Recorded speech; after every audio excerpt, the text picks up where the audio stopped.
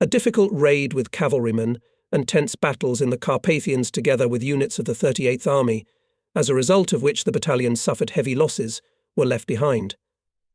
About a month we spent near the cosy Polish town of Melitz. Here we received replenishment and had a good rest.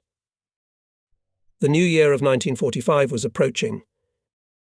By dawn on December 31st, the convoy of the 207th OMIB crossed the undulating deck of the high-water wooden bridge over the Vistula near Sandomir. Ice floes and ice lard floated on the greenish-black water. Nearby was a low-water bridge built during the river forcing. The width of the Vistula at the bridge reached 220 to 250 metres. And among the broken ice up and downstream there were groups of pontoons. They were kept in readiness in case the enemy aircraft managed to damage the bridge. And this precaution was not unnecessary. As soon as the last vehicle of the battalion entered the left bank of the Vistula, the Junkers raided the bridge crossing and the city. Even from afar we saw the ancient, known since the X-century, Sandomir. Clouds of smoke hung over the city, but against their background the arrow of St. Jacob's Church, pointing upwards, was quite clearly visible. The frost was biting the faces wickedly. There was not much snow, but in the lowlands and ravines the cars could hardly push through the snow. All residential and non-residential buildings in settlements near Sandomir were occupied by troops. We had to drive the amphibian all day in search of accommodation. Unnoticeably it got dark. Combat more and more often looked at his watch. With these searches and the new year can miss the new year. Have the scouts arrived? Everything is packed to the brim. And it's good that packed, strongly yelling, said Major P.M. Kochnev, recently appointed deputy commander of the battalion on political part. Strength, then. Shortly before midnight we managed to squeeze some of the personnel into the house and barns, already densely occupied before us artillerymen. Here in a small Polish village near Klimentow we celebrated the last front New Year's Eve. On the first day of 1945 the company of Captain NNNE, Emianov had to build up minefields west of Klimentow. They installed round metal anti-tank mines TM-41, which in 1944 our industry began to produce again. All is good, but because of the corrugations is high. Emianov shared his first impressions, and the miners are happy again their mines are made of metal. Immediately recalled the reaction of our soldiers to the wooden German Holzminnen, which had to deal with a year and a half ago a Kursk bulge. But the appearance of their own metal mines further strengthened their confidence in our growing power. When I now think of the Sandomir bridgehead, I first of all remember two things: the unprecedentedly high density of troops and the iron discipline of camouflage. Everyone, from the soldier to the general, followed the camouflage. Fir trees were tied to tanks and vehicles for camouflage purposes, which covered their tracks in the snow. All units had camouflage winter nets, in which tree branches were woven. Tanks, vehicles, artillery were placed in the woods, bushes or placed close to the houses. And yet it was difficult to hide the concentration of the strike group completely. And the enemy realized that sooner or later the Sandomir bridgehead would be used for an offensive to the west. Even before our arrival there were fierce battles. With the liberation of Sandomir, the bridgehead behind the Vistula was expanded to 75 kilometres along the front and to 50 kilometres in depth. But Hitlerites did not give up hope to eliminate the Sandomir bridgehead, and therefore day by day increased their artillery and bombing strikes. On the night of January 12th, our battalion came to the front line of defence and settled in the forest near Szydlu. The forest was full of troops and resembled a huge anthill. Everyone was eagerly awaiting the beginning of the offensive. The Vistula Oder operation, one of the largest in the Great Patriotic War, was beginning. The 3rd Guards Tank Army, to which our battalion was subordinated, was entering the breakthrough in the strip of the 52nd Army. After a powerful artillery preparation at noon on January 12th, 1945 sappers of the Rifle Division passed through the mine's assault battalions and tanks of the advanced detachment. Behind them moved companies of our battalion. Watch out for mines, these two words were written on signs placed along the narrow passages and were constantly mentioned in the orders of commanders of all ranks. And indeed, the density of the enemy's mining of its front line of defence around the Sandomir bridgehead was so great that at first it even forced the troops to reduce the planned pace of the offensive. "Look out for mines," passed along the column of soldiers of rifle units and assault battalions. The same words were shouted by drivers of vehicles with infantry. Mines in those days became the #1 danger, but to the fight with them in advance and carefully prepared all kinds of troops and most of all, of course, sappers. "Look out for mines," we heard incessantly around us. Mines were under our feet, and all engineering units were busy with them. Regimental, divisional, army and front sapper units were consistently widening and re-punching additional passages in the enemy's mine explosive barriers. Elongated charges reinforced on skis were pushed into the minefields. The charges were then detonated, and sappers rushed into the passages formed after the explosions to find and destroy the surviving mines. The enormous efforts of many hundreds of specialists were not wasted. The main zone of German mining was soon overcome. On January 13th, we were delayed in front of Komelnik. Through the deeply echeloned stripes of the German mine barriers were made narrow passages 4 to 6 meters wide. Only in some places they reached 10 meters.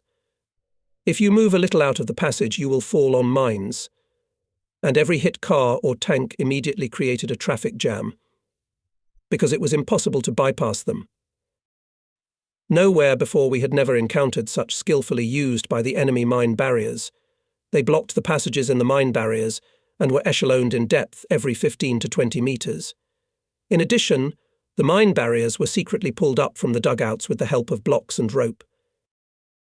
At the dugout, not far from one of the barriers, suddenly appeared a figure in a grey overcoat with lowered lapels of the cap and a white handkerchief in his hand.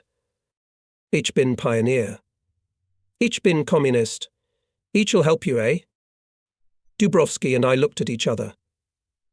A German sapper, a stocky man, not a young man, drew the approximate boundaries of the minefield in the snow, made a sign for us to move away and warned. Vorsicht, Minen. Watch out for mines. Then, bending down, began to shovel the snow. Soon we really saw the tendrils of an anti-personnel jumping mine. Stop, sapper. Don't demine. Dangerous, poisonous route. We'll blow it up, shouted Captain Dubrovsky. Deutsche Pioneer did not immediately understand us, but then his broad face lit up with a smile. He found several more anti-personnel mines, which were immediately detonated with Tolka sticks. Having widened passages in minefields up to 20 to 25 meters, we, together with the German volunteer assistant, had lunch at the company kitchen. Dangerous work quickly brings people together. Having unbuttoned his overcoat, our new acquaintance groped his tunic for a long time and finally found what he was looking for. He proudly handed us the frayed document. Ich bin communist. The soldiers came up to him and shook his hand. Not every German is an enemy. And then we drove our voluntary assistant on one of the company cars to Komelnik. We explained that he would probably be sent to the rear, and that his document would definitely be useful there. It was suggested to me that it would be good to provide the German with a certificate.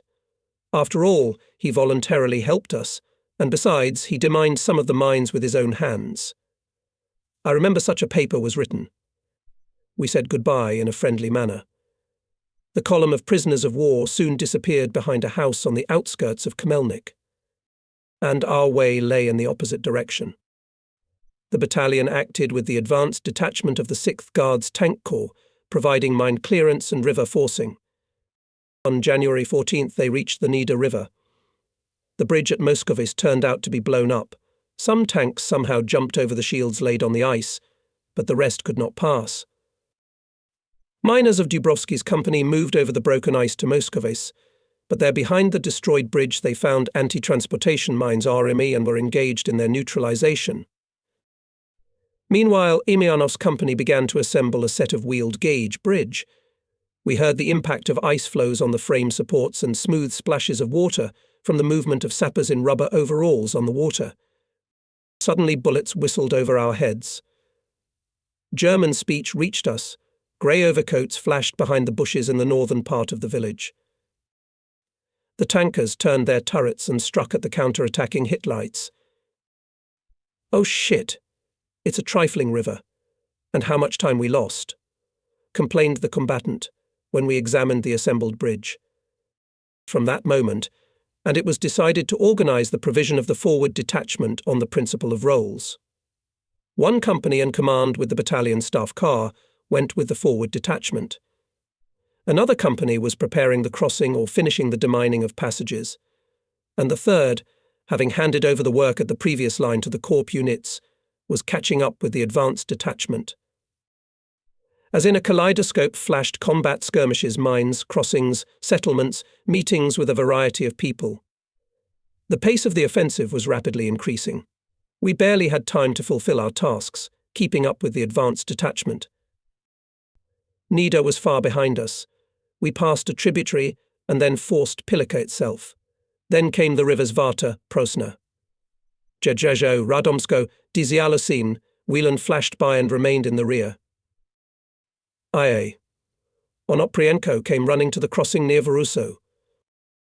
Comrade Captain. The battalion was named Chistakowski. That's great. Are you sure you've decoded it? The senior sergeant gave me the text of the radiogram. Decoded exactly. It sounds good. Separate motorized engineer Chastachowski, the order of Bogdan Khmelnytsky and Red Star Battalion, rejoiced our new deputy commander. It would be necessary to gather a flying meeting to announce this event, to congratulate the personnel. Combat took to the congratulations on the radio with interest. Chief of Staff, tell me at least, what is the city of Czestochowa? I don't know much myself. We, with the tankers, operated on the flank, 40 kilometers to the north. The town stands on the Water River. It's a road junction. They say there's a miracle working icon of the Mother Boska of Czestochowa. It's famous all over Poland. That's a good one. Bus! It's a great honor for the battalion. And you, Fyodor Vasilievich, as a commander too, explained Major Kotnev. Keep in mind that not only those who directly stormed the city are honored. Do not forget, and the units that provided its liberation on the flanks or from the air. Good, Pavel Martymyanovich, joyfully said the commander. We will henceforth Chenstokovsiami. Prepare, Commissar rally. For 7 days of fights we passed together with tankers of PS Rybalko about 300 kilometers on southern Poland. Ahead lay Germany, more precisely old Polish lands, captured by Germans. Winter days were getting warmer and warmer. Now we were warmed not only by the sun, which appeared more and more often from behind the clouds, but also by joyful reports that the 1st Belarusian and our 1st Ukrainian fronts had penetrated deep into the west. We were entering Silesia. Everyone was visibly worried. The command of the 6th Guards Tank Corps was pulling up units, creating a shock fist. We were ordered to give people a rest. On the night of January 19th, the command of all parts of the corps was assembled. Our battalion was represented by Mysiakov, Kochnev and me. The moon brightly illuminated a small clearing surrounded by a dense thicket of trees. There was some kind of solemn silence around. At last a few men came out of the forest. To the gathered excitedly addressed a tall colonel, it seems, the head of the political department of the corps. We are experiencing historic moments, he said softly. Let us remember them forever. Under the leadership of our party and the Supreme Commander-in-Chief, we reached the borders of Hitler's Germany. Among the troops of the front, we are the first to have the honor to set foot on this land. The enemy is cunning and insidious. Remember this and be on the alert, forward, comrades, to complete victory. The colonel fell silent. All of us were greatly excited. For 4 long years, every frontline soldier dreamed of this moment. We passed the old border of Nazi Germany at night along a forest road. The late winter dawn did not allow us to have a good look at the small town of Karlsruhe, which was marked on our topographic maps, and was a double of the famous town with the same name, located near the Rhine. In a few hours, the battalion was already rushing after the tanks. In the meantime, the German fascist command ordered the withdrawal of its semi-enveloped Silesian group, located southwest of Czestochowa, to prevent the enemy from realizing this intention and to speed up the liberation of the Upper Silesian industrial area. The 3rd Guards Tank Army was turned to the south, along the right bank of the Oder, The 6th Guards Tank Corps was ordered to cut the enemy's communications and from his rear to assist our troops advancing westward. A rapid rush of tanks to the southeast began. The tankers seemed to compete with each other. They burst into settlements so unexpectedly that the German anti-aircraft gunners, who were the main garrison there, from afar took our columns for their tank units. Villages, where the enemy put up strong resistance, tanks bypassed it was forbidden to get involved in street battles. Quickness and maneuver decided the success. In this situation it was very important not to lag behind the tanks. To break away from their own in the rear of the enemy was very dangerous for the battalion. First of all, such a situation threatened the failure to fulfill the combat task. In addition, in such a case it could be necessary to fight independently with the German fascist units.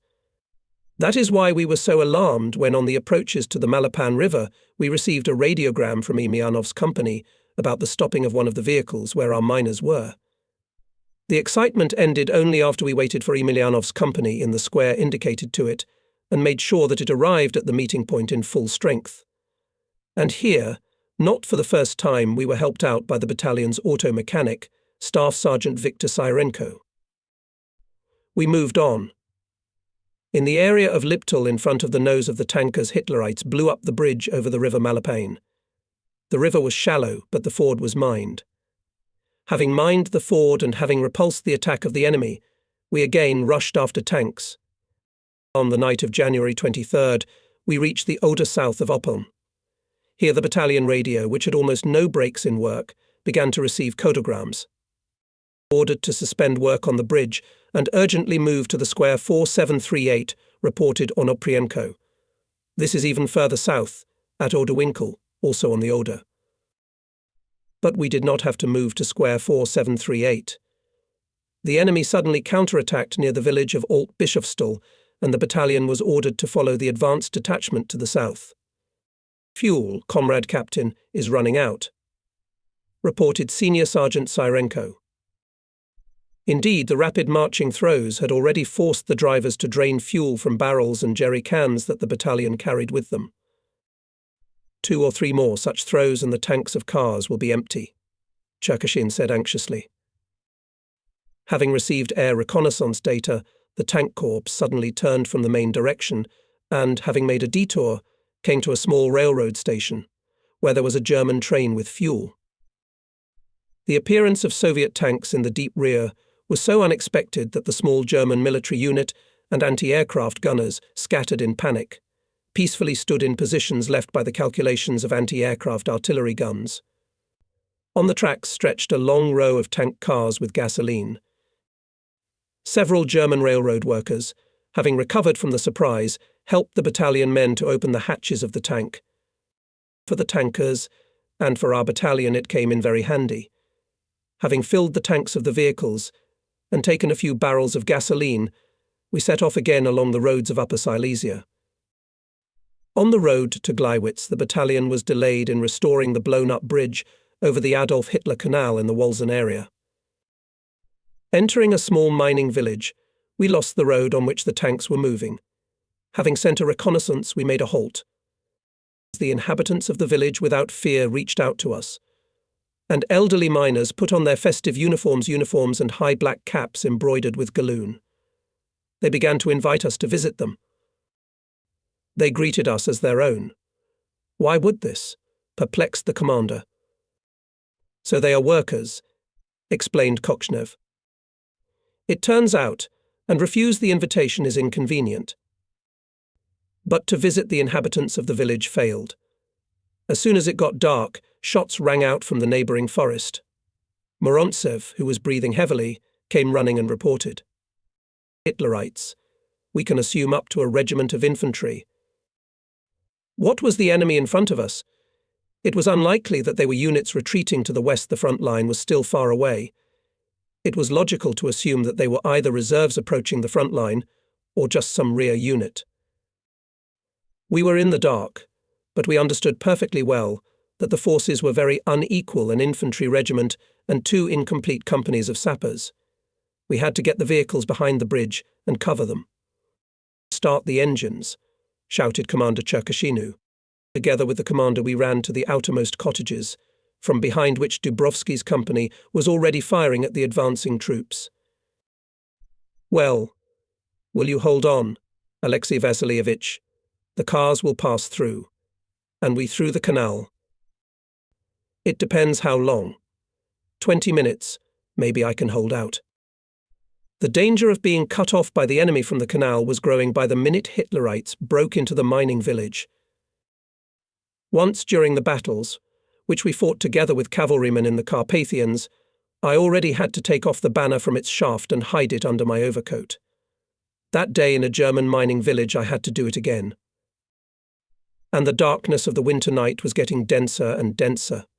Shooting away in the direction of the fire flashes, we moved to the canal, descended the vertical wall on the ice, and cautiously moved away from the village, listening to the sounds that reached us. The shooting continued. So Alyosha Dubrovsky is holding on. We got out of the deep channel about 4 kilometers from the village, and at dawn we saw an amphibian approaching us. Cherkashin had arrived. "I had never hoped to meet you," he shouted joyfully. We passed by a miracle. Cars in 5 kilometers, with a motorized rifle battalion. We reattached the banner to the flagpole. The battalion moved towards Gleiwitz. On the narrow road along the canal, a group of people approached us. Their striped clothes spoke for themselves. They were American pilots shot down and captured by the Nazis. After greeting us, they pushed a short, swarthy man out of the back rows. Breathing heavily from excitement, he could not begin to speak for a long time. "I myself am an engineer from Minsk. I know a little English, and the camp commandant used me as an interpreter. Lately I've been living with Americans in the same barracks. They are good guys. When Soviet tanks appeared near the camp, the guards scattered in panic, and we easily got out. After indicating the route, we supplied the American pilots with galettes and canned food, warned them that there might be encounters with the enemy, and wished them a happy journey." Another meeting took place not far from the canal at a small farm near the forest. A solid house with a mezzanine and several large brick cowsheds testified to the prosperity of the owners of the farm. When we drove up, a woman in her 40s ran out of the nearest cowshed. "Oh, are they ours? My darlings." She rushed to us and started kissing our hands. Having calmed down our compatriot, we found out that she had been brought here from Bryansk region, that her name was Vera, and that she had recently passed her 20th year. Our words hardly reached the girl's consciousness. She kept looking around fearfully and could not believe that we were not partisans, but a regular part of the Red Army, that the terrible dream was over, and she would soon return to her homeland. Silesian miners, captured American pilots, a girl from Bryansk region taken away by fascists into slavery, different people and different fates, but they were bound together by a single chain, the name of which was war. Soon we caught up with the tankers, who were involved in street battles in the large industrial city of Gleiwitz. In the centre of Gleiwitz, several buildings were burning.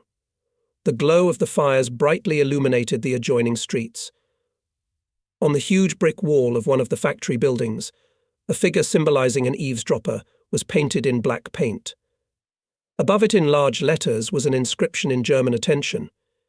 "The enemy is eavesdropping," and this black figure, and the text below it looked ominously ridiculous in that setting. Gleiwitz. This name was familiar to many. After all, the events that took place in Gleiwitz became the formal pretext for the outbreak of the Second World War. On the second day Gleiwitz was liberated. We received a new order, and on January 30th we started to cross the motorized infantry on the ice of the Oder north of Ratibor. The construction of the bridge for tanks began at night near the village of Heise. The moon illuminated the place of work quite well. By dawn the upper structure of the bridge was already being laid. But then messes struck. Long and agonizingly fiddled soldiers with knockdown piles. And again messes bombed and destroyed the bridge. I was concussed and thrown into the thick of broken ice. I had to drink Oder water. Our sappers pulled me out. At that time Hitlerites attacked the bridge, and the icy cold of the river was replaced by the heat of battle. Having liberated Upper Silesia from the enemy, the 3rd Guards Tank Army rushed to the north, to Breslau. Together with it moved and our battalion. The new 300-kilometre throw of General Rabalko's tankers was even more impetuous. Forests and settlements flashed Birkenau, Gross-Stralitz, Wallau. On February 6th, the battalion arrived in the area of Steiner and for the 5th time began to equip the bridge crossing over the Oder. It was urgent to strengthen the wooden bridge near the village of Lauban, a bridge that in its best days had a carrying capacity of 15 tons. Tanks and self-propelled vehicles of the 6th Guards Tank Corps, experiencing heavy bombing messers and Junkers, eagerly awaited the crossing. Battalion vehicles could not drive to the bridge. The problem of hauling frames and heavy runs arose. Having consulted, the commander and I decided to ask for help from the corps commander. In the terrible rumble of shelling, in the noise of working tank diesels, we hardly made out the answer of the tank captain. There by the tree stands the deputy commander. Go to him. Which one is that? The tall one. He looks like a hero. And he's really a hero of the Soviet Union, and even twice. The young Major General Jakubowski bent towards us, trying to hear the combatants' report. Having shouted over the rumbling, he nonchalantly remarked, friends, no devil can disperse the tankers. Then, jumping into a shallow trench, the general dragged behind him Mysiakov and me. And when the messers, having dropped small bombs, turned to the west, he said, there is only one way out. I'll allocate people, they will carry me in their arms. Preserving the surviving part of the deck, the battalion brought wooden runs from the bottom of the bridge. Additional frames were installed, dragged along the thin ice of the river. Sappers in the icy water of the Oder drove these heavy frames into place. Those who worked in the water were changed every 15 to 20 minutes. The general himself went down under the bridge. Hurry, sappers, hurry. He hurried. They started the trial run of Su-76 self-propelled guns. The bridge was shaking. Will it fail? We reported our fears to the deputy commander. No, friends, I can't delay the crossing, he said firmly. I will launch tanks. We have already lost time and men. Reinforce the bridge from below while moving. Let's take the risk. The soldiers of the battalion continued to fasten the struts and scrims. The bridge shuddered under the tracks of tanks. The purlins were sagging about to break and crush the labourers' sappers. The soldiers took turns diving under the broken ice to fix the frames. There was no time to dry themselves. They would break away from the work for a minute, take a sip of alcohol from a flask and get back into the water or under the runs. The wet sappers were steaming. Deputy Commander of the 6th Guards Tank Corps, II. Jakubowski was directing tanks to the west. When the tank traffic jam began to dissolve, he leaned over the railing and shouted to us from above. Well, engineers, you see everything is normal. Your compromat is outdated. The war and the soldier and the tree successfully takes off 3 skins. On February 7th, the sun peeped through, but it was still chilly. The Oder breathed dampness, the shells had broken the ice, and the vapour was rising from the water in smoke. The sappers, who provided the crossing, had to warm up and dry themselves in the long-term firing points of the Steiner's fortified area. In such concrete coffins, no messers and artillery raids are not scary, rejoiced the commander, inspecting the pillboxes. Steiner's fortified area was located at a steep bend of the Oder, about 30 kilometres northwest of Breslau. Powerful floor walls up to 2 metres thick, a system of concrete ledges to protect the entrances and dampen the blast wave, embrasures of close combat at the entrances, the layout of combat and auxiliary casemates, everything indicated that the pillboxes were built or modernised in the 30s. There are mines all around, reported Morontsev. You can use only one path.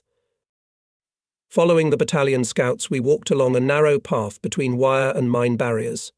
Strips of reinforced concrete barriers against tanks in the form of pyramids and minefields stretched not only along the west bank of the Oder. The same barriers curved along the fronts between the strongholds, which included a complex of long-term structures. They were intended for circular defence. Barbed wire strings were fixed on metal bars. Passages in the barriers were arranged in the form of zigzags and ledges. It was impossible for an uninformed person to penetrate through them. The personnel of the battalion fell on branches thrown on the concrete floors of the combat casemates and on the few bunks that were in the lower living floors of the pillboxes. Everyone fell soundly asleep. Only I didn't sleep. Everything I had seen during the day stirred my thoughts, persistently brought me back to the past. Mysterious underground galleries, forts, fortresses. How mysterious and interesting it all is. And I, like many of my peers, was attracted to the fortress romance in my youth. Alma Mater Military Engineering Academy, named after V.V. Kuibyshev, gave me an opportunity to study not only watchtowers and fortifications of military camps of Roman legionaries, siege guns and castles, fortresses of feudal lords, but also fortress forts of Ki. Velichko, long-term fortifications of Professors V.V., Yakovlev, S.A., Kamelkov, E.A., Yakovlev, whom I was lucky to see and hear. My diploma project was also devoted to one of the problems of advanced fortification preparation of the territory of the state. That's why, having found myself in the Steiner's fortified area, I was so attentive and interested in everything I saw around me. The fortified areas, these modern fortresses, have not lived up to the hopes that were placed on them. But that was not their fault. They were intended to reinforce the most important areas in the overall defense system. The situation on the fronts was sometimes so that the advancing troops were operating on a wide front, and the defending troops did not have time to occupy their fortified areas with permanent, specially trained garrisons, which could more effectively use reinforced concrete and firepower of the structures. The advancing troops had already more than once either bypassed the SDSDS from the flanks or carried out their breakthrough in a narrow area, making extensive use of aviation and artillery. This is how events unfolded in June 1940 at the famous Maginot Line. The creation of this long-term system of modern fortresses on the northeastern border of the country was a reasonable measure to protect France from surprises and released large offensive forces.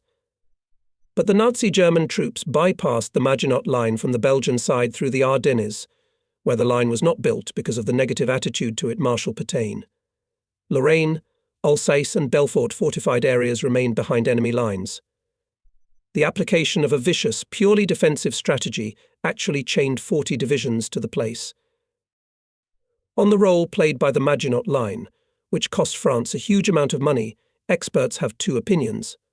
Some believe that the fortified areas came out of the war undefeated, others that the Maginot Line did not fulfill the tasks assigned to it. I think we should agree with the first opinion. Many commanders and fortifiers believe that fortified areas are useful in both defensive and offensive warfare. Although fortresses cannot replace an army, they are the only means to slow the advance, weaken, embarrass and alarm a victorious enemy. The fate of the no less famous Siegfried Line on the western borders of Germany was different. The Nazis used it 3 times for cover during the Polish campaign of 1939 as a springboard for an offensive to the west in 1940, and to delay the Allies in 1944. The Siegfried Line was equipped with small-scale, long-term defences.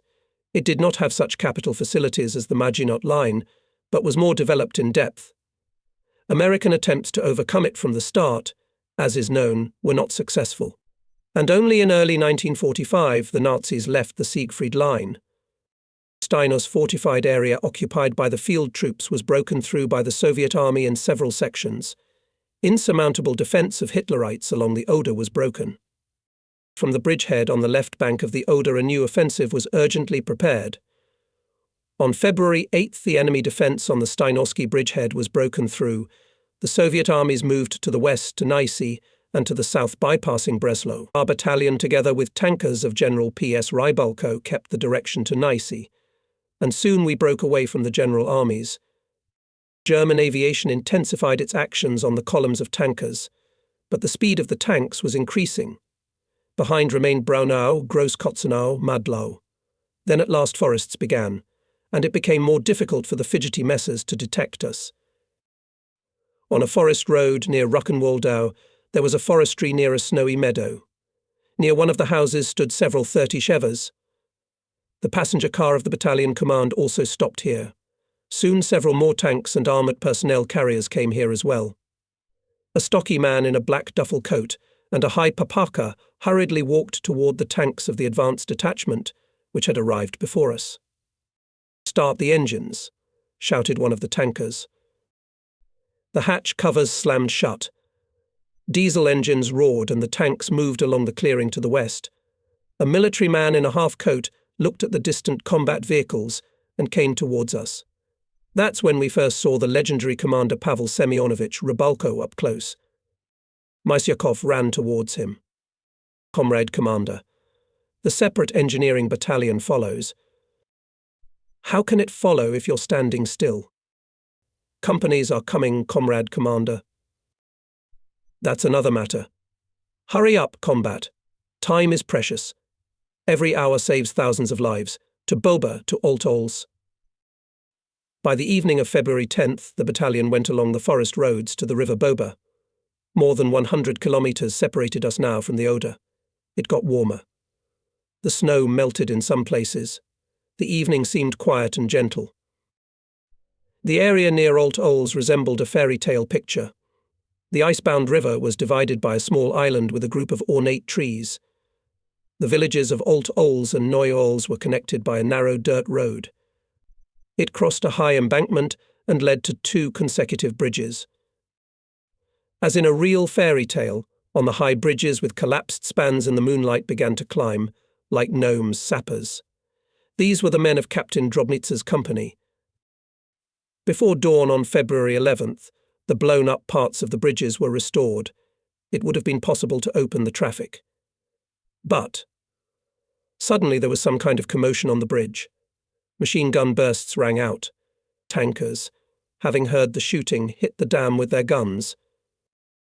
As soon as it dawned, the contact from the platoon commander Lieutenant A. Kairulin reported that Efrieta Rosokin, seeing the attacking Hitlerites, jumped out on the dam and mowed down 2 of them with a machine gun. And Junior Sergeant Bilatov fought hand-to-hand with German soldiers who tried to prevent the restoration of bridges. Something a lot of Krolts who shot skeptically noted the commander, having listened to the contact. "A lot, or a little, Comrade Major, and 4 can be presented," reported an hour later Uskat Kairulin. The tankers who had been delayed on Boba began to catch up with the advanced units of the 52nd All-Volunteer Army. The commander of the tank battalion sought me out. "You see, Captain, how your sappers are failing. We should be on quays by now, but we're sitting here. The infantry is coming on our heels. We'll start letting them through. But the bridges have a carrying capacity of only 16 tons. They can't hold 34 trucks. What's the matter now?" The tanker waved his hand. "I got the command to dismount. I'm going south. Goodbye, engineers. The radio said that shooters are on their way. Get them across these bridges." When it was quite light, the advance party of the 111th Rifle Division arrived. Su-76 self-propelled guns, vehicles with infantry and artillery, were let through the restored bridge crossing. On the western bank of the Boba, the bridgehead for further offensive was expanding. We remembered for a long time a small in its upper part tributary of the Oder, the Boba. Just below the dam, sappers began to build a low-water bridge for the passage of medium and heavy tanks. The task seemed to be not difficult. And indeed, in 18 hours, a 48-metre-long pile bridge was ready. The first to pass were about 10 tanks of the 6th Guards Tank Corps. Then a 122mm self-propelled artillery unit drove onto the bridge. At this time and began. As if an evil wizard lifted and broke the ice into small pieces. The ice floes ran down the stream with terrible speed, bumping into each other. The water level in the ice-cleared river began to rise. The water was foaming and churning. The speed of the current kept increasing. The river first touched the runs, then rushed over the bridge decking. The water rose even higher. The bridge became invisible. The self-propelled car, which had been moving for a minute, slid sideways off the bridge and disappeared under the water. The reason that the waters of the small Boba swallowed the heavy bridge was, of course, the water outlets sluiced in the upper reaches of the river. It was the Nazis who opened the floodgates, and great masses of water rushed downstream onto the bridge. Although I studied the course of hydraulic barriers at the academy, But I did not imagine then the full power of the hydraulic impact. When the water subsided, we saw that the upper structure of the bridge had been completely demolished. All the piles in the channel were torn out or bent. The mechanic driver of the self-propelled vehicle was dead, but never let go of the control levers. Reinforced by army sappers from the 62nd OMIB, the battalion hammered the piles again during the night, and in the morning completed a new, but already tracked bridge. It was built 30 meters away from the demolished one, and everything happened again. A delay in crossing the tanks threatened terrible trouble. The planned pace of the offensive was thwarted. We decided to build a ferry crossing, but the Germans opened the upper locks again, and although the water pressure was not so strong, both piers for mooring ferries were half destroyed. The heavy ferry for tanks, collected by the pontooners, was carried far away from the crossing and crashed into the right bank of the river. The river system of the Boba Basin was sluiced by the Germans for peaceful purposes, but at that dangerous time the enemy skillfully used the presence of reservoirs and sluices located in the upper reaches of the river. Opening gates of reservoirs during crossing of Soviet tanks, Hitlerites considerably delayed them. And narrow winged messers, suddenly appearing in the sky, clearly informed German military engineers about the moment of effective water release. And only on the third day we, together with the 128th Pontoon Bridge Battalion, managed to transport the tanks. These are the surprises the Little Beaver gave us. At the time when the strongest waterfall, arranged by the Nazis, was completing the destruction of our second low-water bridge for tanks, an open willies rolled up to the edge of the precipitous bank of the Boba. The head of engineering troops of the 3rd Guards Tank Army, Guards Colonel Matvei Polikarpovich Kamenchuk, easily jumped out of it. We delayed the crossing for 2 days. Hitler had time to transfer 2 divisions to our direction, he said unhappily. So who could expect? Shrugged his shoulders Mysyakov. The very fact of the arrival of the Army Nashinsha to us at the crossing showed that it is given importance on an army scale. Where is your radio? Air reconnaissance should immediately clarify the presence of water in the upper reservoirs. Otherwise, they'll just let us in. At the request of Nashinsha, aviation was engaged in reconnaissance and bombing of the sluices, which were in the hands of the Nazis. Colonel Kamenchuk always appeared unexpectedly and, as a rule, in difficult moments. Many times he caught up with the battalion, which was on the march or at the crossings, and it was not easy to drive a willies on the communications of the army, passing in the rear of the enemy, a colonel and a chauffeur, and 2 automatic rifles with them. That was the whole force that resisted all front surprises. We once wondered why he didn't have at least an armoured personnel carrier with him for protection. What jokers, grinned Nachins, and what to fight with in battalions. He was pleasantly surprised by his objectivity in relation to the attached units, kind care about them. Once, having arrived in the battalion at the end of a raid in Upper Silesia, Nachinj said, "Now you, as an example of the army sappers, put, and promised to give the battalion a rest." What a Nachinj.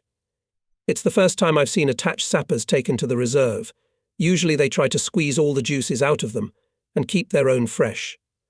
Mysyakov admired, having received the order to withdraw the battalion to the reserve in the area of Bunslow. Somehow, not far from Gorlitz, a soldier came running. 207th?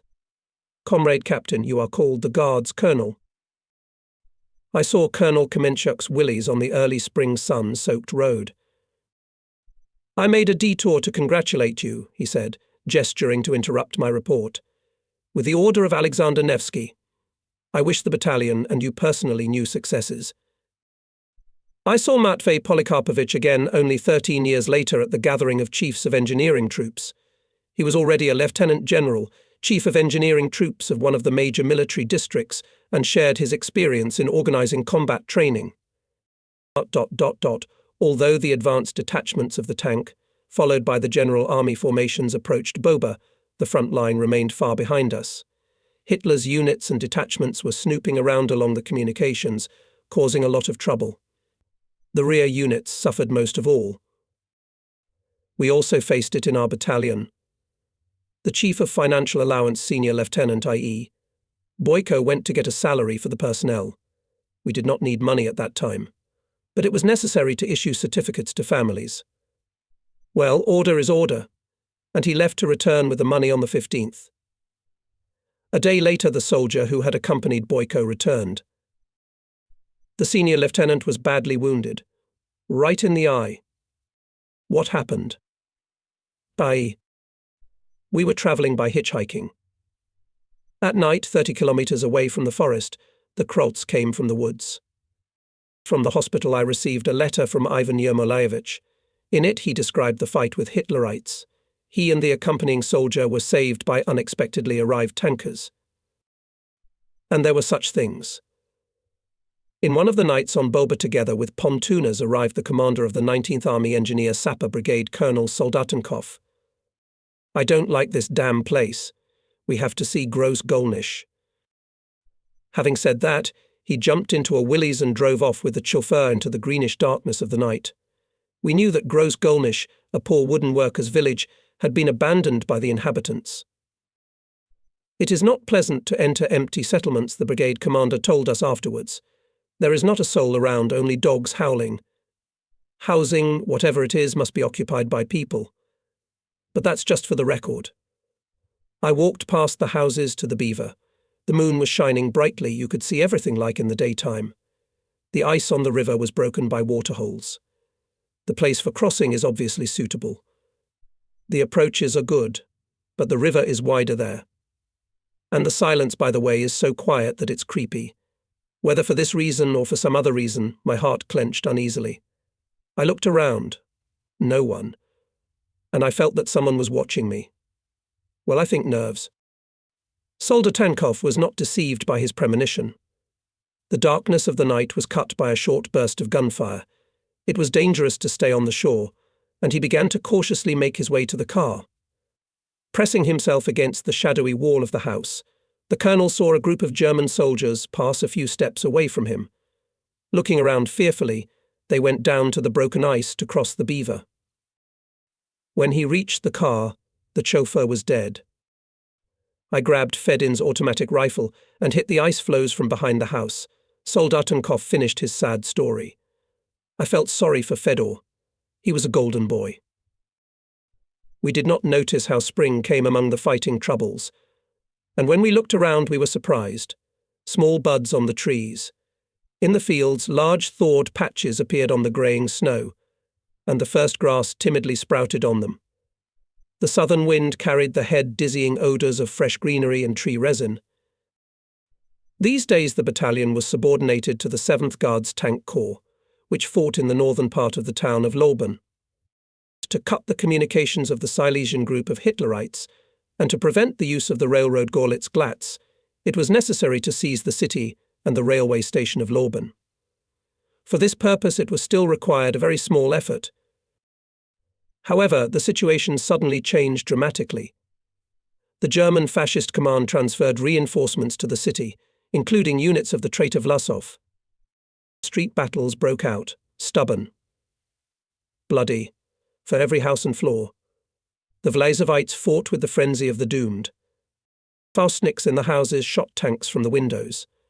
Faustpatrons were also used on buildings occupied by our units. Assault groups acted even from the roofs of neighbouring houses. In order to smoke out the enemy, holes were punched in the walls with the help of charges, and grenades and smoke bombs were thrown into them. 2 companies of sappers of our battalion were involved in the street battles. A soldier confident led us through the yards, floors and attics to the commander of the 23rd Guards Motorized Rifle Brigade, Colonel A. Golovachov. The energetic, thin-skinned combrig leaned out the attic window.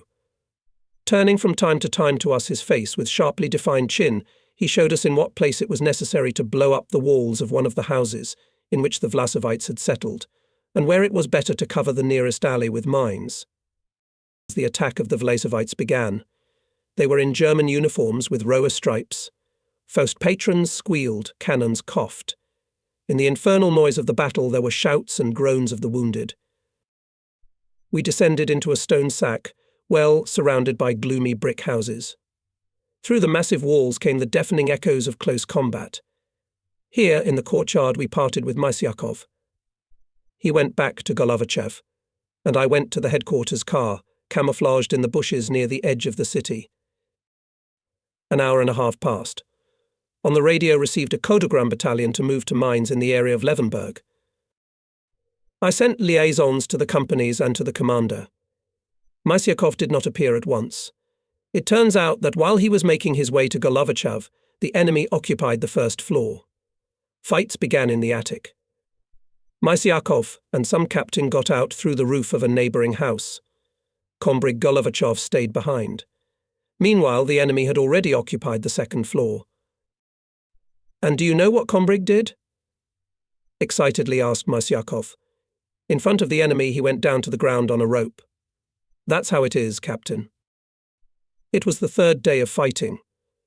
The Vlasevites intensified their attacks, and the Junkers were raging in the sky. The Germans continued to transfer considerable forces of tanks and infantry to Lauban. From here they launched a strong counterattack to meet their encircled 20,000 group in Glogau. Here north of Lauban, I heard about the death of twice hero of the Soviet Union Alexander Alexeyevich Golovachev. This sad news was told by MP Kamenchuk, head of engineering troops of the 3rd Guards Tank Army, who witnessed the last minutes of Golovachev's life. The 23rd Brigade was trying to hold off the enemy onslaught north of Lauban. The brigade commander was with Su-76 self-propelled vehicles and directed their fire. At that time, a shell of a German tank hit one of our fighting vehicles. The scattered fragments hit Golovachev. When the battalion's convoy was following a country road to the next mining line at Levenberg, we were overtaken by several tanks and self-propelled guns. We stopped the vehicles near a group of trees. Nearby, one of the 30 Chevas turned off its engine. Tanks of the 7th Guards Tank Corps passed us by. "Stand up, engineers," shouted the commander of the tank that stopped next to us. "Now a car with the body of Kombrig Golovachev will pass by." The front line stretched from Gorlitz to Bunslow and Breslau. Hitlerites continued to counterattack, and at Gorlitz, and in the direction of the remaining 30 to 40 kilometres behind Bunslow. Our battalion was urgently transferred there for mining the left flank of the front. Bunslow is a small Silesian town located on a hilly area. The old town hall and buildings of the German Gothic era peacefully coexisted in it, with houses of modern architecture. Cottages with traditional tiled roofs, framed by gardens, are nestled on the outskirts. One of them housed the battalion headquarters. The war had bypassed this town. Even some symbolism could be seen in it, after all. Here, in Bunslow, Kutuzov died. We mined south and west of the city. A few kilometres from Bunslow, on the road to Gorlitz, just near our minefields, we saw a modest roadside stone with the name of Field Marshal. And away from the road near the village of Obertalendorf there was a monument in the form of a wreck of a column. According to legend, the heart of the commander is buried there. On one of the days of our stay in Bunslow, we decided to see the town and the monument to Kutuzov. Walking along the white stone wall, behind which hid a low bell tower, we stopped, attracted by the noise. Our military patrol was knocking at the heavy, metal-clad vaulted gate. The metal deadbolt creaked, and the head of a young nun in a white starched headdress appeared in the oval opening. In the metal frame of the observation window she looked like a beautiful icon. "Good afternoon, gentlemen," said the icon in the purest Russian language. "This is a convent. The abbess earnestly asks you not to enter. It's forbidden." "Are you Russian?" exclaimed the patrol officer in surprise. "I am a servant of the Lord," answered evasively the nun. "But how do you know Russian so well?" "There are many things here connected with Russia and the Russian language." "Such as what?" "Here, gentlemen, Prince Golenishev Kutuzov fought and died, and a part of his mortal body rests in this land." We went on. On a small square, squeezed by 2-storied stone buildings, there was a cast-iron obelisk. 4 metal lions guarded the monument, on which an inscription was cast in Russian and German. Up to this place Commander Kutuzov brought victorious Russian troops, but here death put a limit to his glorious deeds. He saved the fatherland and opened the way for the liberation of Europe. May the memory of the hero be blessed. On the other two sides of the obelisk, listed orders of the commander-in-chief. Returning that spring day on the outskirts of Bunslow, in the battalion headquarters, we found the deputy commander of the brigade on political part, Lieutenant Colonel Asaboyarkin. And I'm here on urgent business. Mysyakov want to present to a high award. I came for the material. In vain. We're not fighting for medals. Embarrassed commander. In vain or not in vain, not your sorrow, hero. Case solved. Not good will be if it turns out on the principle all medals, and we did not give. It may be true, agreed Mysyakov. But it's not about awards, really. And you, Commander, are a philosopher. But that's what war is all about. Orders do not exist for nothing. The Order of Kutuzov, for example.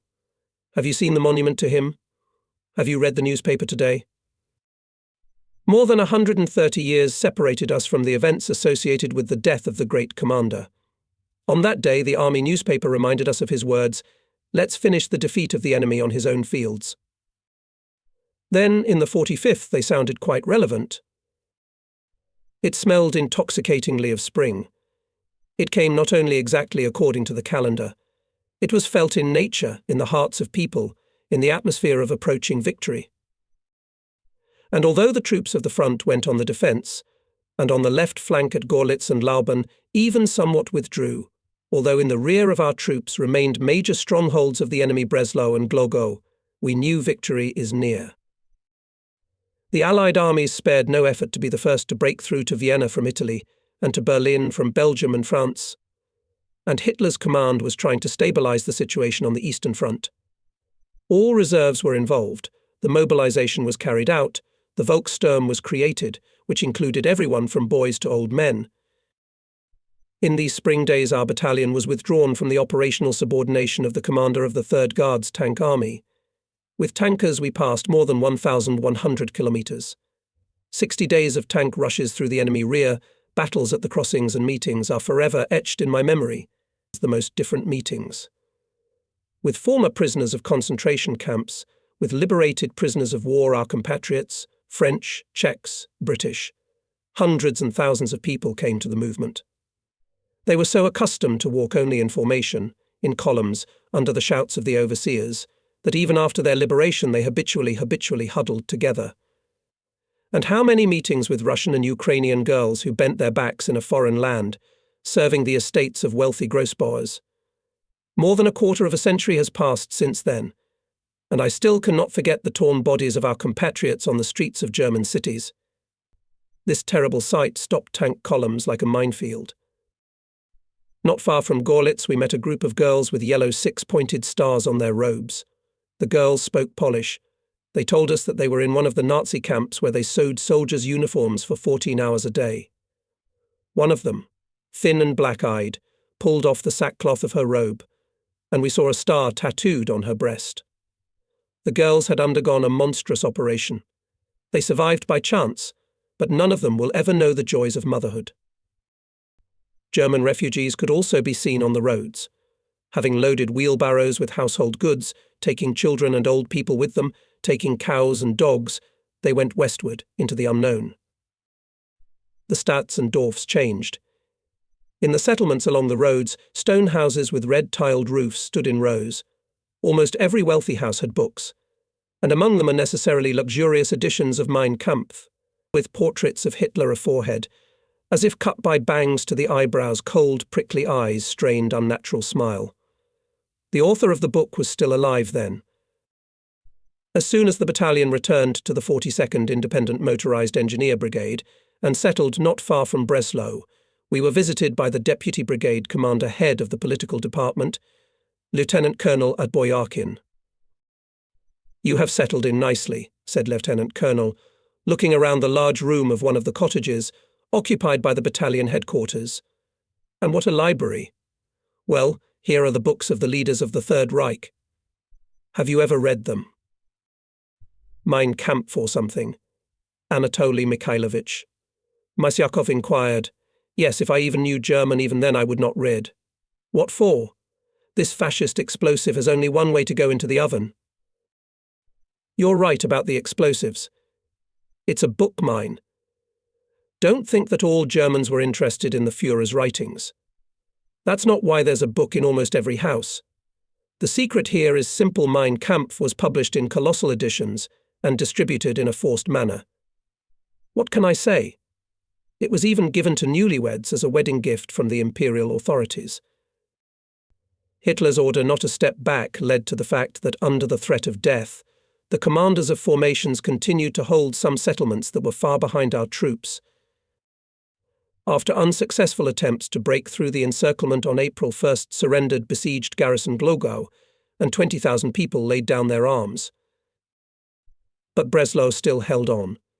German fascist troops stubbornly defended this 1,000-year-old city on the Oder, which was an important port and a major industrial centre, and therefore was of great military importance. We arrived at Breslau when the German Army Corps of about 40,000 men was still hiding behind a system of long-term and field fortifications and a dense web of mine blast barriers.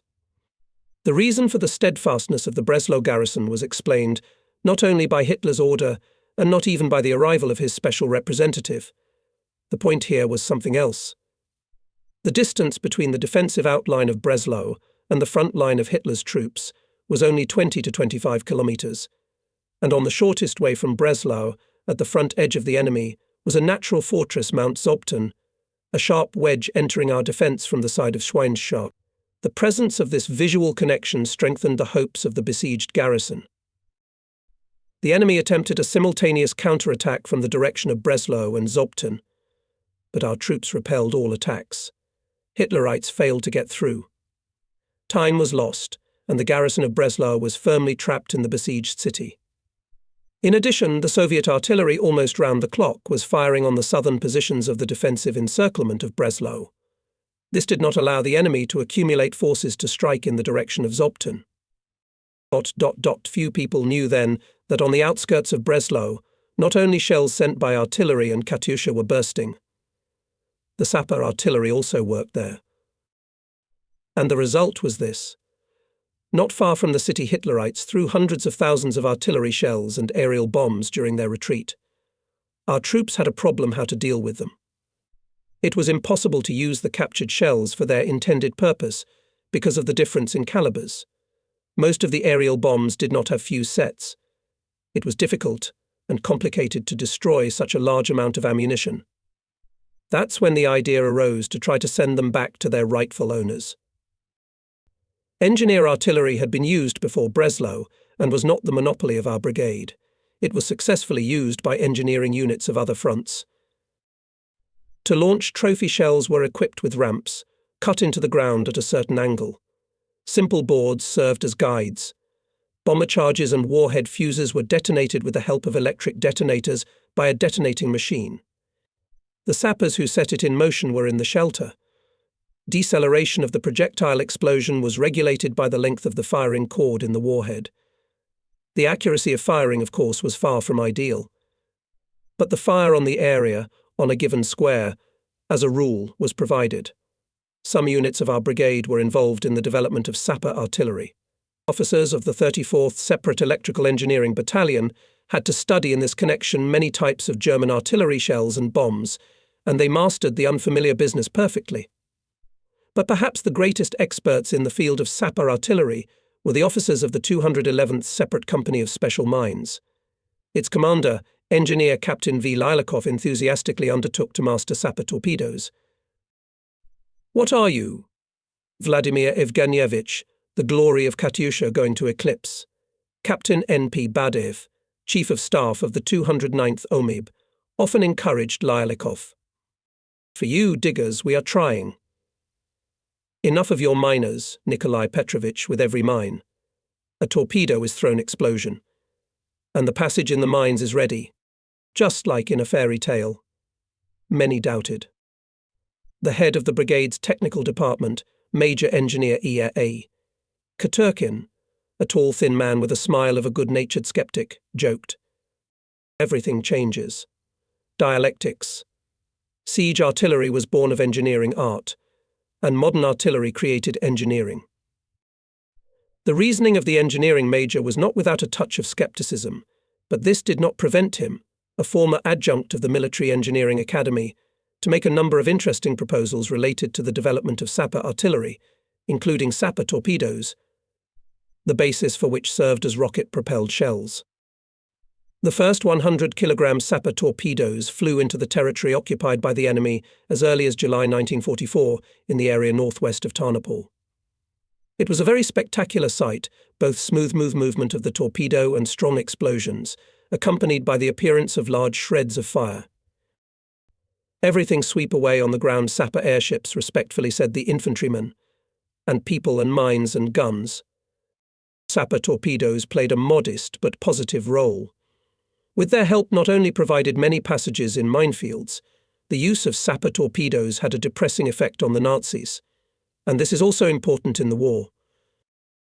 As for pelting the enemy with his own shells, in other words, the use of sapper artillery, its value in some cases was quite significant, especially in 1945 during the siege of Breslau.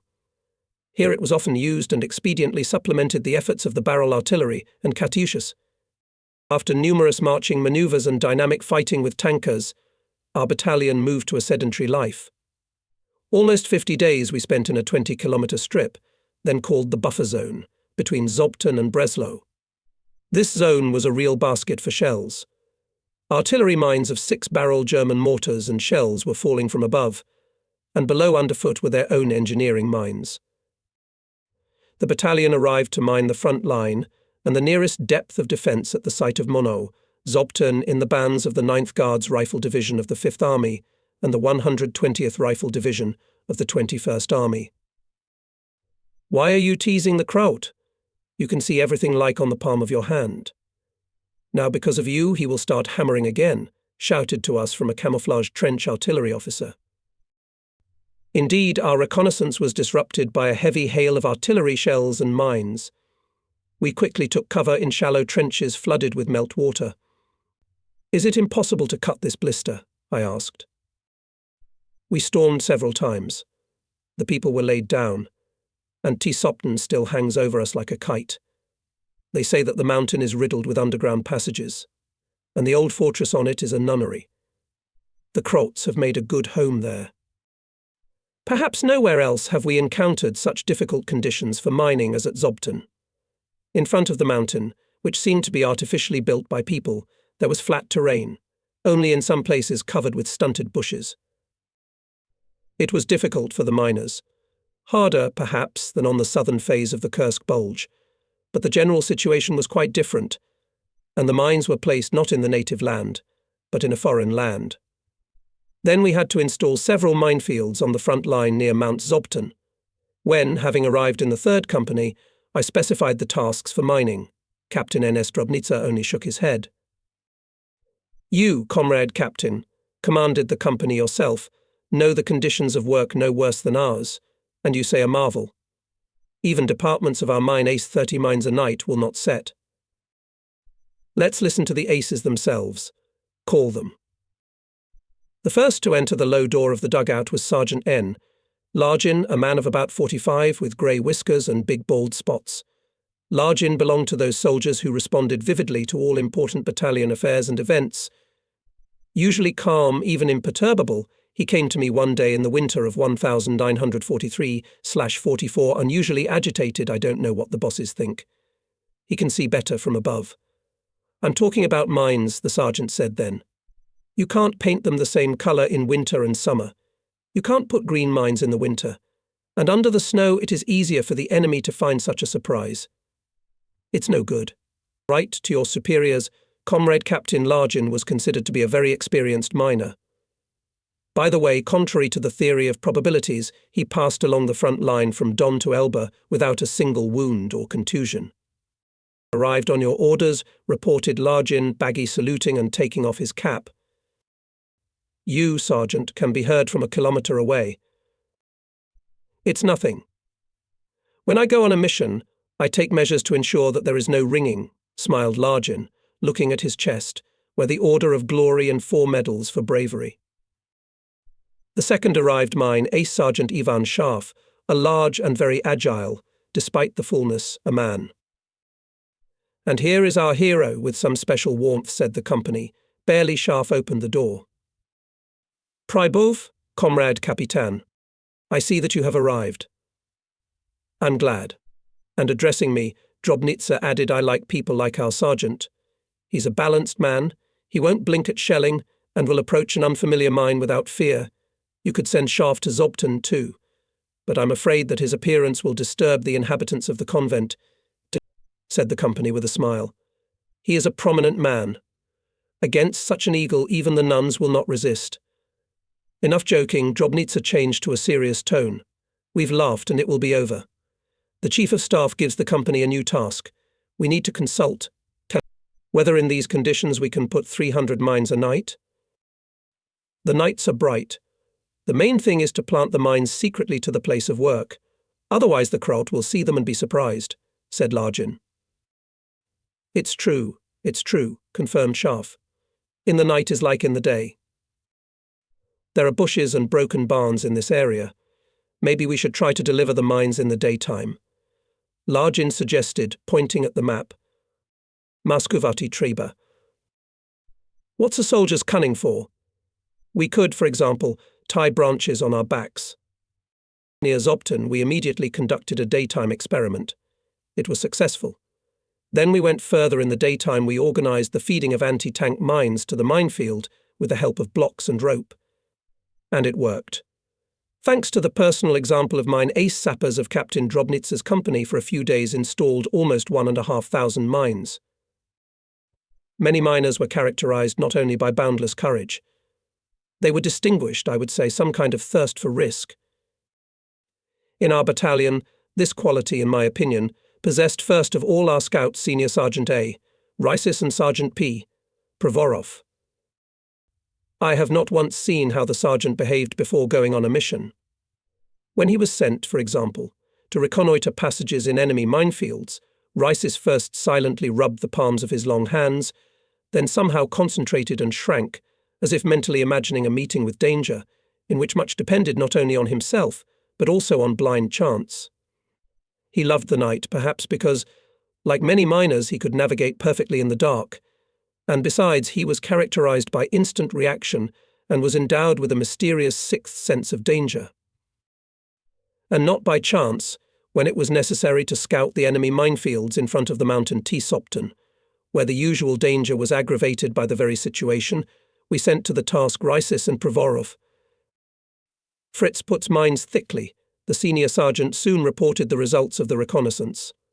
Along the front 4 meters, and 3 meters deep. One mine with a bottom fuse found. To those who, like Reisis and Provorov, constantly looking for one-on-one combat with danger, undoubtedly belonged to us Captain A. Dubrovsky killed Captain D, Gigolov and Senior Lieutenant A. Ivanov Senior Sergeants A, Solier, A. Shabak, and some other miners. The most surprising thing is that this quality manifested itself not only in men. Arriving near Zobten to the headquarters of the Sapper Battalion of the Rifle Division to familiarize ourselves with the mines installed before us, we were surprised to hear that our escort would be a girl. "Get acquainted," said the Chief of Staff of the battalion, Captain Igashev, introducing a pretty blonde-haired girl. "This is our Joan of Arc. And her name is just Anya." "You're at it again, Comrade Captain," the girl flared up. "What kind of Joan of Arc am I?" "Don't be angry, Anya. The commander is calling me. You'll have to escort the captain and his comrades to the front line. Show me the boundaries of the minefields." Anya Voronko, who was acting as the assistant to the battalion chief of staff, had an excellent sense of the terrain and confidently led us to the target along the ditches covered with bushy branches. It was afternoon. The enemy temporarily weakened artillery attacks. Soldiers and officers of the Rifle Division, past whose trenches we were sneaking, recognized Anya and let us pass unhindered. The front trench at one of the sites passed near the barns. The Nazis were about 200 meters away from us.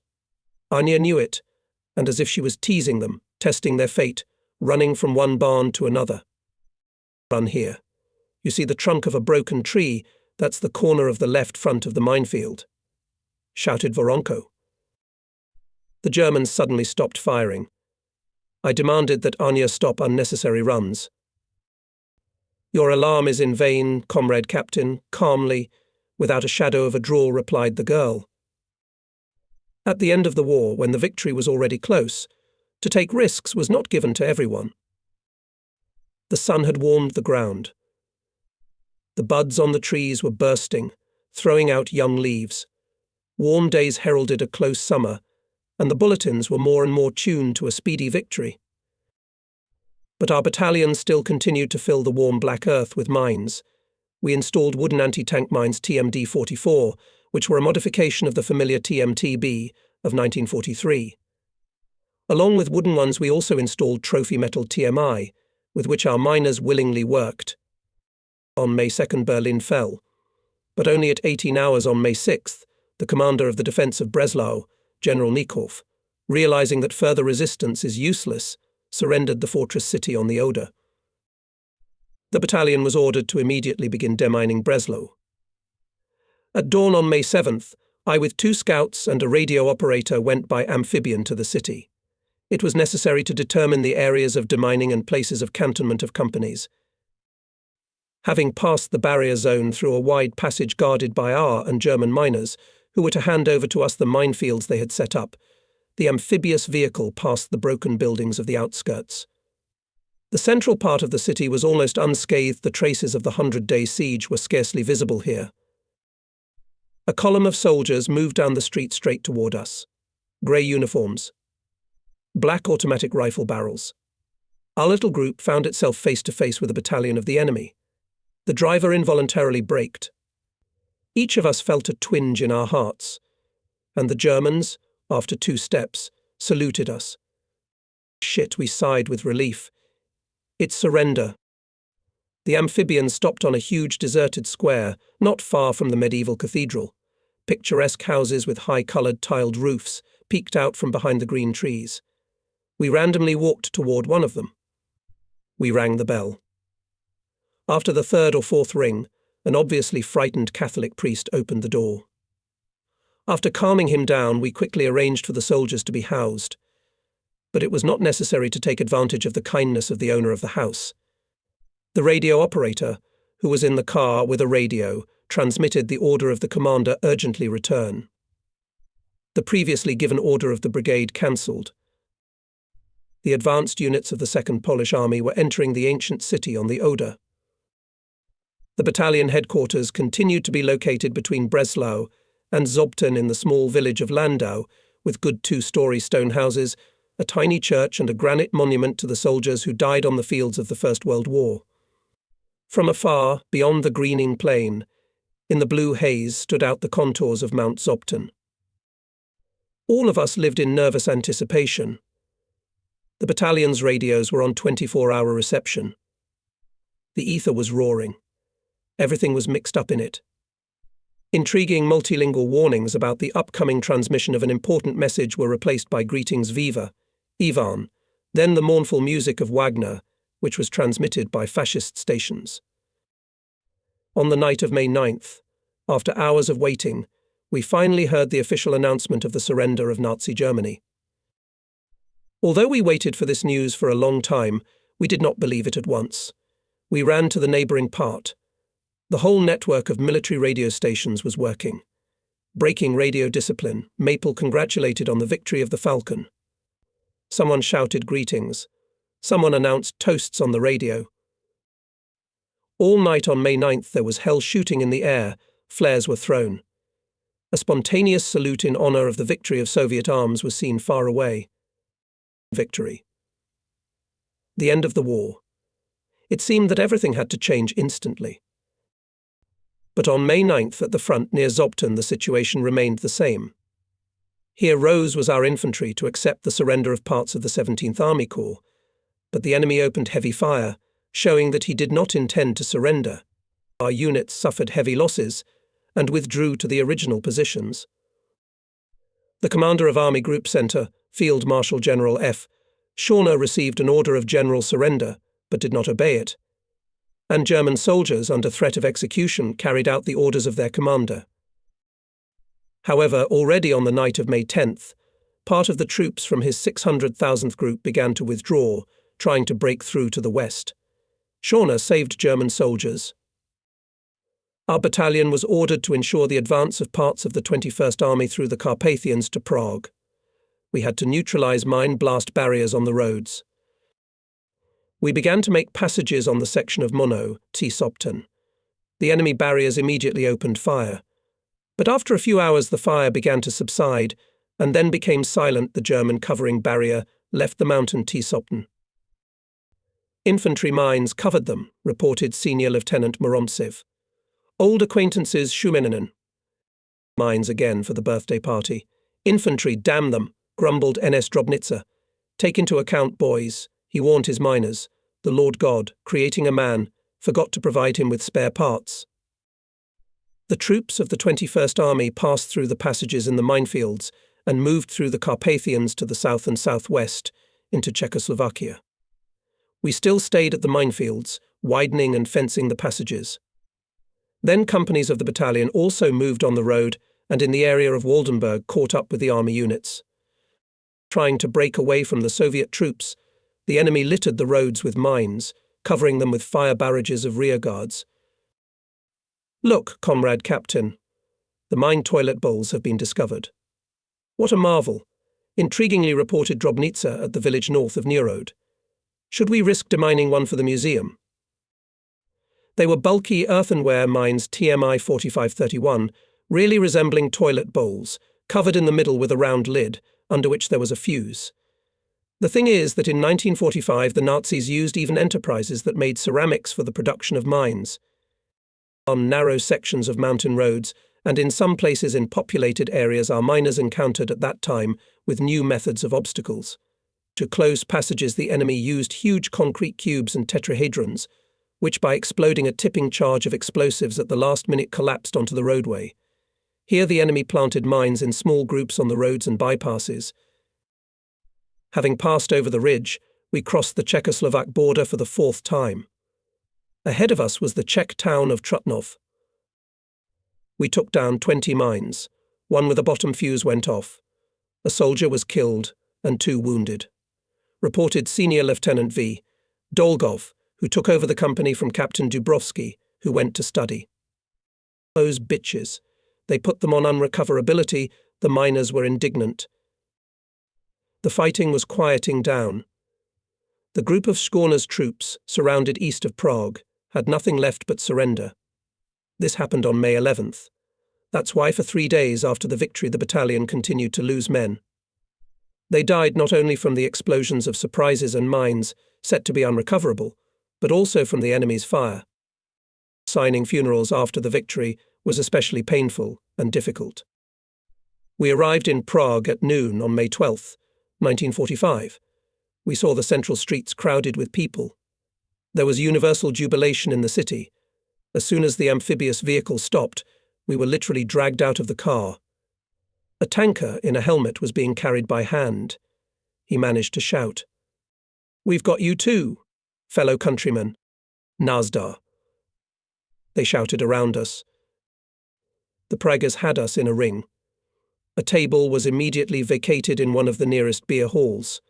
Quarts of foaming Pilsner beer appeared, which was discussed 8 months ago at Krosno.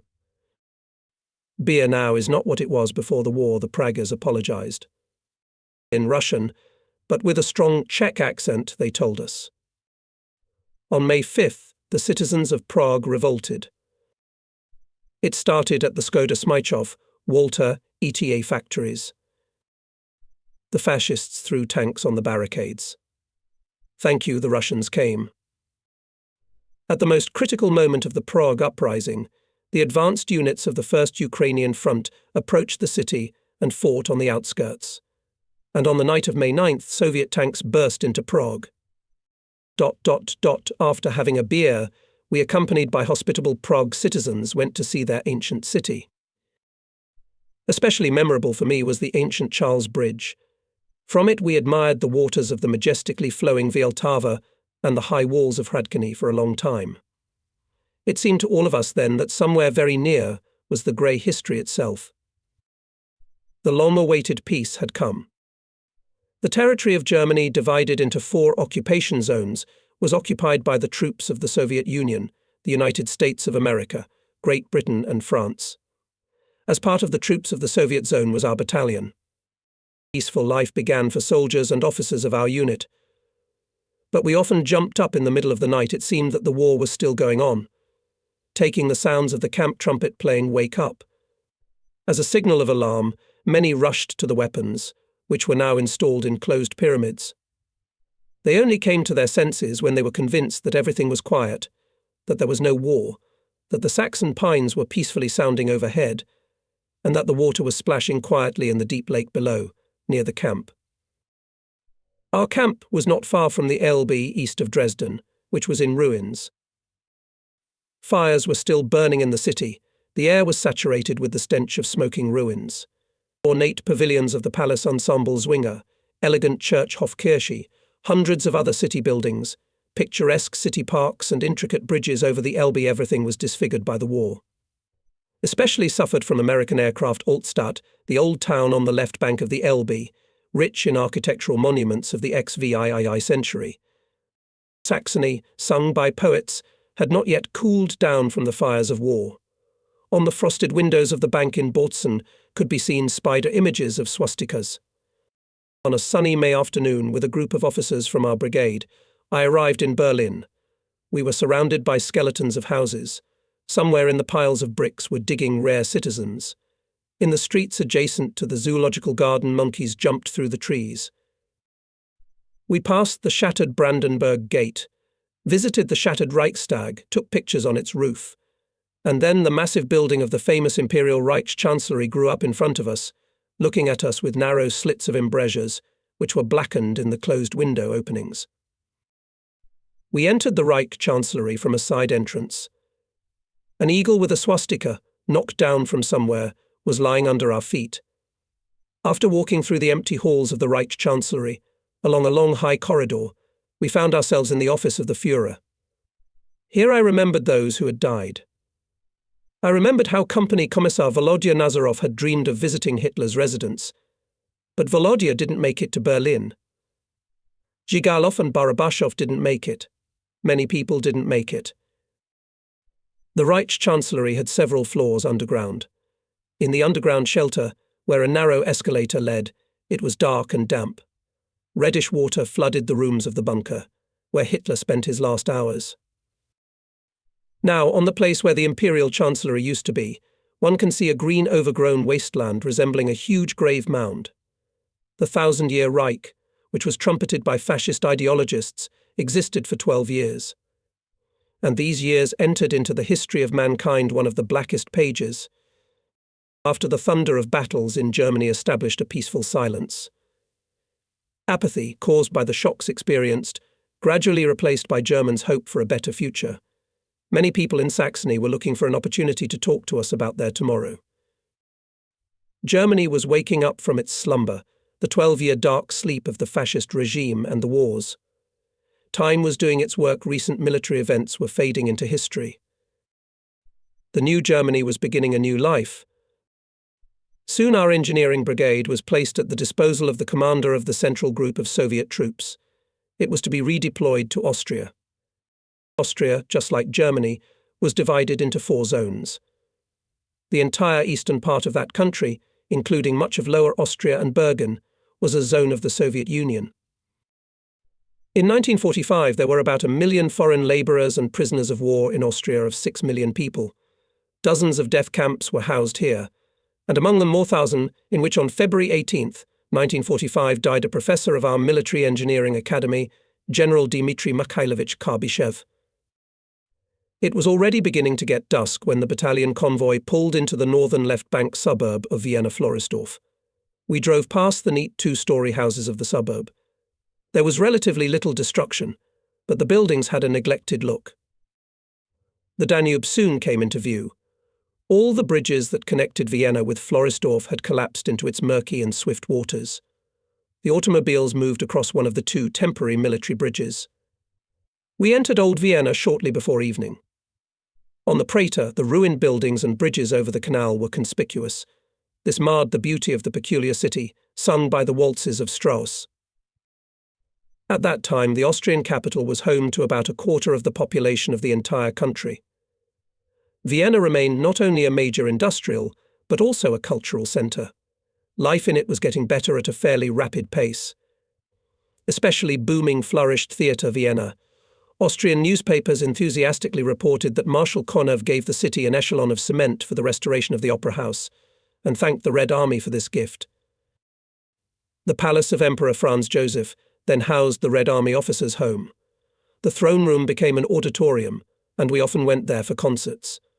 The palace was located in the central part of the city, on the Ring, which was the border of the Inter-Union district.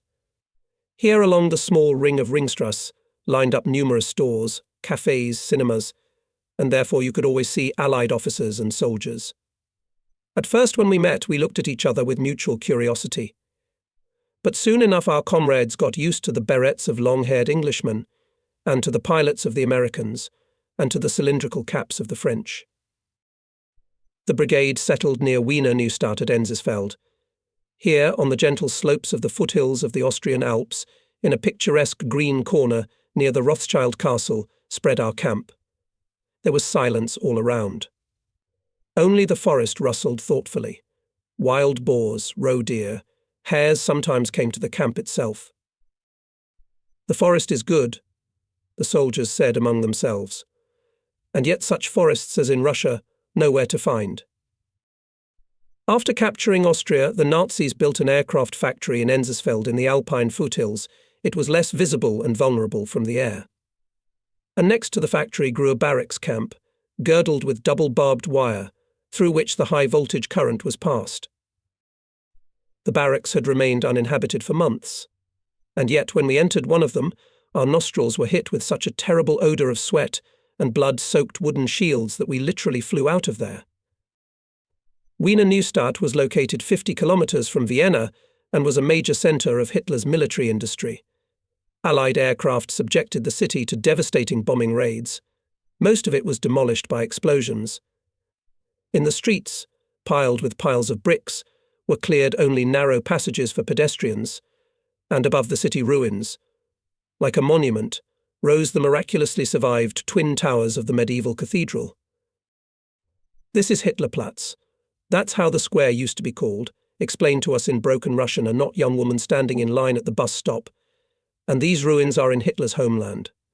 Symbolic. Isn't it? Isn't it? It was the last days of the Austrian fall of 1945.